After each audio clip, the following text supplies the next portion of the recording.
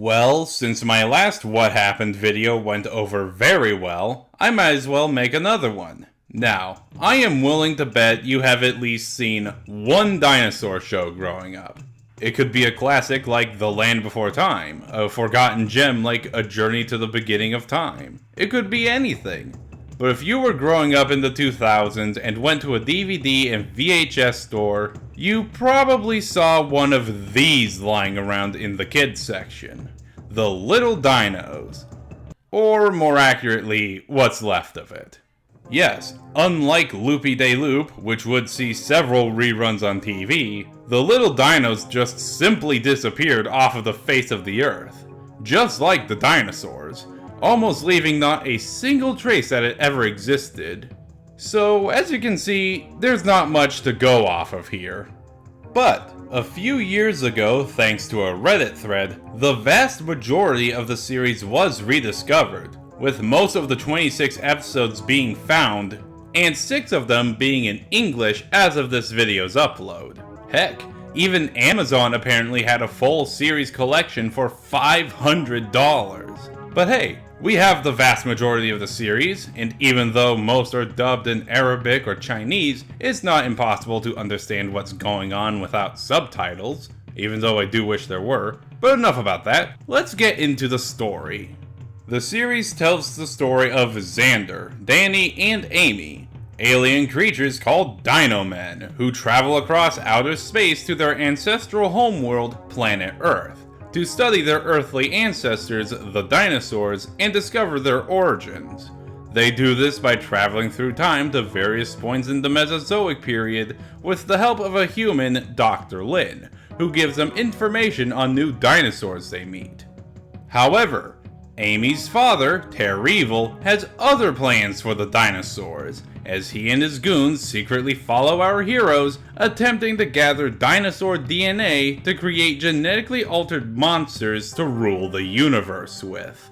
While not the most complex series out there, it's definitely an out there concept. And yes, it does go into that kind of environmental protection message, but truth be told, I honestly don't mind it as much, as it's not the main focus.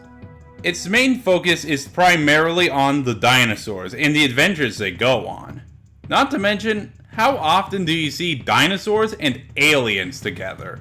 Probably two of the most polar opposites you can think of, being combined together into one thing. Sure, there's been attempts, but none have really lasted. This, on the other hand, did manage to last one season and even get a series finale to wrap its story up. And yes, it ends the way you'd expect. Truth be told, while I don't think it's amazing, I do think that it was quite unique from most other dinosaur kids shows at the time. For one, it had a flowing story arc, which, while common nowadays, was exceedingly rare for its time, especially one that concluded its story.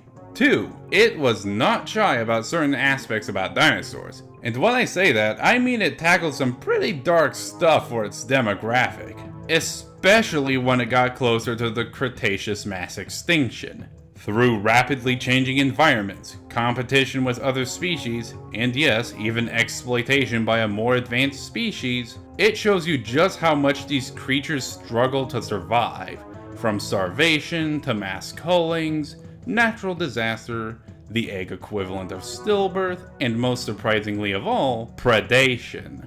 Yes, unlike something like The Land Before Time or Dink the Little Dinosaur, where the predator would always fail because they've got to keep it family friendly, this does not shy away from it at all, and for what it is, it's actually kind of gruesome at times.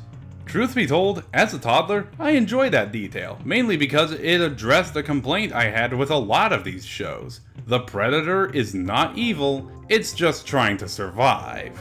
Another detail I like about the show is actually the designs of the characters themselves. I can totally see this guy being part of an action figure line, as well as a lot of the villains we see in the show. But I think my personal favorite designs would have to go to the Trilobite and the Turtle Thing. The Trilobite cannot walk, and the Turtle Thing has no hands. So, to help each other out, even if they don't always get along, The trilobite uses a hole in his carapace to sit on the largest spike on the turtle thing's shell and uses his 2 other horns to steer him kind of like a car. Sure, it's weird and I can already hear people typing up fan fictions about it, but let's be honest, that's actually a creative way to portray symbiosis. But in any case, now that we know a bit about the show, why did it become so lost for so long? Well, I have a few theories. The first and most obvious, there were only 3 official DVD releases with 2 episodes on each. And second, while I did enjoy its true-to-nature depiction, I can imagine that it wasn't allowed in a lot of households because of that, especially for most younger viewers. Remember, this show came out at a time before FNAF and Bendy was a thing, and every TV show wasn't trying to have some darker undertone. In truth, it really is an aberration. A cartoon that could be considered dark for its time that isn't remembered. And I can only presume it isn't remembered because it was released around the same time as shows like Teen Titans, Kim Possible, Totally Spies, and a lot of other shows that have been remembered by most who watched them. But in the end, I really can't pinpoint any exact reasons why it may have gotten lost, as there's really no information about it anywhere, not even online. As it is, The Little Dinosaurs was just an aberration of its time. It was ballsy in many ways, and it's definitely dated in many other ways. But hey, maybe more will be discovered with this show. But in the meantime, it looks like it will be a long time before this fossil is fully unearthed. But what are your thoughts on it? Have you seen this show? Why do you think it got lost? Let me know in the comments below. And if you want to see more great content like this, please hit that like and subscribe button. And please, consider supporting me on Patreon. And until next time, I'll see you guys later.